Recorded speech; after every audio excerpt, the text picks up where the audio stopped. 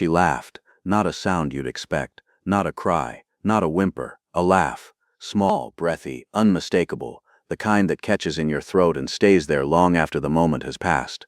Nobody in that rescue center had ever heard anything like it. She was barely 3 weeks old, alone, wrapped in a borrowed blanket that smelled like someone else's life, and yet, she laughed. Her name was Zara, and from the very first moment the world tried to break her, she did the one thing nobody could explain. She found it funny. What kind of creature arrives in this world already stripped of everything, mother, family, safety, home, and meets it all with the curl of a tiny lip and a sound like joy? What does it take to hold on to that? And what happens when the humans around her realize they are not rescuing her at all? She is rescuing them. This is the story of Zara, the gorilla cub who was born a comedian, and the moment that changed everything. We are not there yet, but trust us, you will not see it coming. The Virunga foothills of Central Africa hold a kind of silence that feels alive. It is not quiet in the way of empty rooms or empty streets. It is dense, layered. The canopy above moves in slow breathing waves. Below it the undergrowth presses close, damp bark and crushed fig leaves, and the particular sweetness of rain on red soil. Every sound carries weight here. Every movement means something. This is where Zara's world began. The Laro Primate Rehabilitation Center sits at the edge of that wildness, in the Eastern Democratic Republic of Congo, a place where the distance between survival and loss is measured not in miles but in hours. It is a sanctuary for primates caught in the crossfire of a world that has forgotten how to make space for them.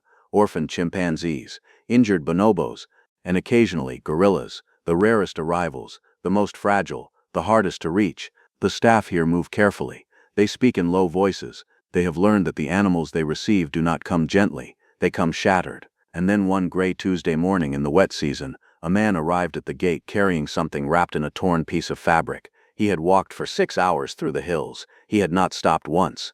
Inside the bundle, something so small, so still that the first caregiver who reached for it held her breath. Something moved. Her mother was gone before Zara ever had a name. The details, as they always are in these cases, are both devastating and maddeningly incomplete. What the Rangers pieced together in the days that followed told the kind of story that does not get easier in the retelling.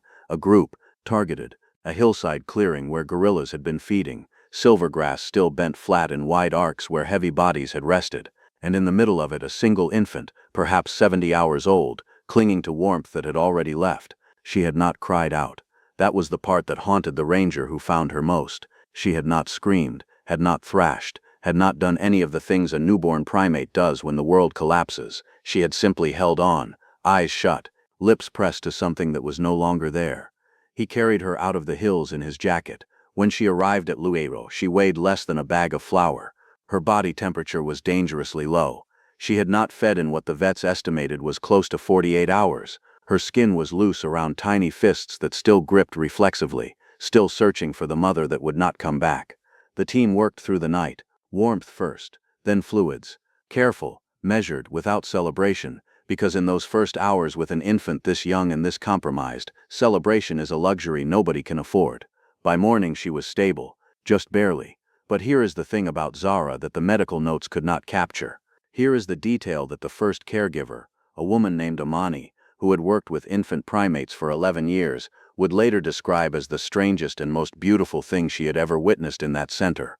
On the second day, while Amani was changing the warming blanket, she made a face, a reflex, a scrunched expression at the smell of the antiseptic. Zara watched her, and then, impossibly, inexplicably, Zara's upper lip pulled back, her nose wrinkled, her tiny shoulders lifted. She mirrored the face, and then she did it again, unprompted, on her own, as if the joke was hers now. Amani did not know whether to laugh or cry. She did both. At 3 weeks old, already alone in the world, Zara had found her first punchline. She needed a surrogate. That much was clear within the first week. Infant gorillas cannot survive on medical care alone. They require contact, constant, warm, embodied contact, in a way that goes far beyond feeding schedules and temperature checks. A gorilla infant separated from its mother in the first weeks of life will deteriorate without the specific comfort of being held, carried, responded to.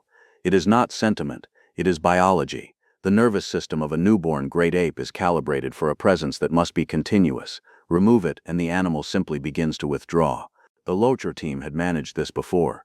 They had surrogate protocols, experienced caregivers trained to provide round-the-clock contact, to sleep alongside infants, to carry them against their bodies during the waking hours. It was an exhausting, all-consuming role. Not everyone could do it. But Zara had a complication nobody had anticipated. She was funny. Not in the way human infants are charming or appealing. Funny in the way that made the caregivers stop what they were doing and watch. She had already, by the end of her first week, developed what Amani called a repertoire, a signature raised eyebrow, a slow, deliberate blink that came precisely when you least expected it, a tendency to watch your face with such focused, intelligent attention that you became convinced she was deciding something about you. And then, the expressions. They came without warning and without apparent cause. A full-body scrunch, a wide-eyed theatrical look of alarm at nothing whatsoever, a slow collapse sideways like a tiny furry building losing structural integrity, followed by a calm righting of herself as if nothing had happened. The caregivers filmed everything they could on phones with cracked screens and low storage. They sent clips to each other in the evenings. They showed family members. They could not explain what they were seeing, only that it was happening, and that it felt in some undefinable way intentional. It was Dr. Celestin, the center's senior veterinarian, who first said it out loud. She knows what she's doing. Celestin had 20 years of experience with great apes. She was not given to anthropomorphism. She chose her words with precision. And so when she said those 5 words, standing in the doorway of the nursery, watching Zara perform what appeared to be an extended dramatic reaction to a leaf that had fallen on her blanket, the room went quiet. She knows what she's doing. And that was the moment, not the rescue from the hillside, not the night she stabilized, not the first feed. That was the moment Zara's story changed direction. Because if she knew what she was doing, then the question was no longer whether she would survive. The question was what she would become. The weeks that followed were harder than anyone wanted to admit. Zara's physical recovery was uneven. There were days when she fed well and held warmth and responded to touch with the curious engagement that had become her signature. And there were days, stretching sometimes into 3 and 4 in a row, when she did none of those things. When she lay still and quiet in a way that the team had learned to fear more than crying. Grief in infant primates is not theoretical. It manifests in the body, in the weight that stops climbing, in the eyes that track less, in the arms that reach up less frequently, that cling with less urgency, that eventually stop reaching altogether if the absence goes on long enough. The caregivers had seen it before. They knew its shape. They watched for it every hour in Zara's first 2 months with the particular vigilance of people who have already lost animals they loved and cannot bear to lose another. Amani barely left the nursery. She slept in a chair beside Zara's cot on the nights when the temperature dropped. She sang low, formless songs that weren't songs exactly, more like the rhythm of someone thinking out loud. She changed her jacket 3 times a day so that her scent was always familiar, never stale. She learned the specific angle at which Zara preferred to be held against her chest. She learned that certain sounds from outside, a generator starting, a distant vehicle, made Zara's grip tighten, and she learned to press her palm flat against Zara's back in those moments, steady and warm, a signal that said, "Still here." But the comedy, through all of it, never fully disappeared. Even on the hardest days when Zara was quiet and inward and the team moved around her with the careful hush of people afraid to tip something delicate, there would be a moment, a blink, a slow sideways lean, once memorably a precise, deliberate placing of her own foot on Amani's face during a feeding, accompanied by the look of someone deeply satisfied with a decision well made. It was impossible not to laugh, and then immediately impossible not to cry. Because here was the unbearable truth of it. Zara was funny in the way that only the very brave are funny. She was doing the thing that takes most humans a lifetime to learn, if they learn it at all, using levity not to avoid the weight of her circumstances, but to carry it differently, to make it something she could hold rather than something that held her. She was 3 months old, and then at week 14 something shifted. The weight charts began climbing steadily. The eyes tracked with that sharp, pointed attention again. The arms reached. The grip was strong. And one morning, without preamble or announcement, Zara climbed Amani's shoulder, settled herself at the top like a small, deliberate flag, looked out at the nursery with an expression of absolute authority, and sneezed directly onto the head of the caregiver below, then looked at Amani. Waiting, the nursery erupted. There is a moment in every rescue story that the people who lived it struggle to describe accurately, not because it is complicated, because it is simple, because after all the fear and the vigil and the careful hoping, the moment itself, when it finally comes, is so ordinary that it almost doesn't seem like enough. A feeding taken without resistance, an arm that wraps around your neck without being guided, a sound, small, quiet, utterly unremarkable, that means everything. For Zara and Amani, it happened on a Thursday. 6 months had passed since the ranger walked through the gate with a bundle that barely moved. The rains had come and gone twice. The nursery had seen 3 other arrivals, a juvenile chimp, 2 bonobos, and Zara had observed each of them with the proprietary suspicion of a resident who knows exactly how things work around here.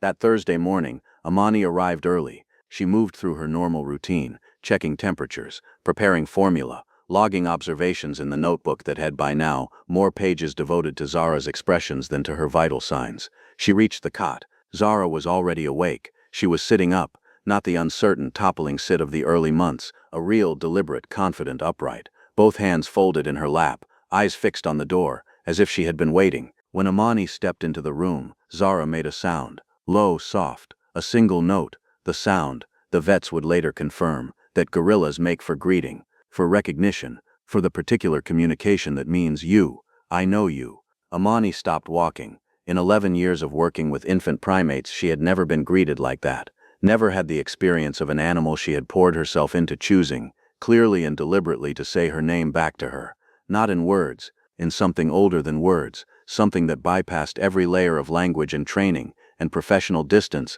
and landed directly in the part of her that was just a person who had sat in a chair in the dark and hoped. She sat down on the floor of the nursery, right there, not gracefully. Zara climbed into her lap. And then, because she was Zara, because she had always been Zara, she reached up, took a careful hold of Amani's lower lip, examined it with the scholarly intensity of someone reviewing important documents, and then released it with an expression of measured satisfaction. The other caregivers watching from the doorway did not know whether what they were feeling was joy or grief or something that had no name yet. It was all of it. It was everything. Remember that image from the beginning, a laugh in a rescue center, from something too small and too alone to have any reason for it. This was the answer to that image. This was what it had been building toward.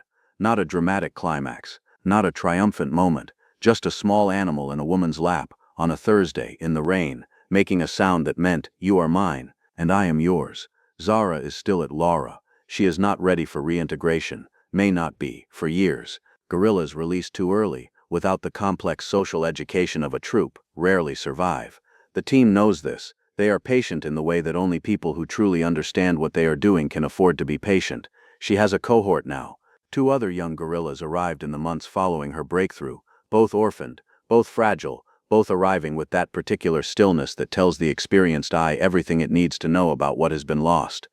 Zara watched them arrive with the same proprietary suspicion, and then in her own time, on her own terms, she went to them. She made faces. She did the slow sideways lean, the theatrical alarm, the deliberate weighted blink that lands exactly when you least expect it.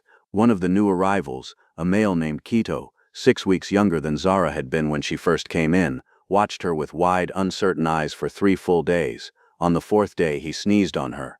The caregivers reviewing the footage later said they were not entirely sure who taught whom.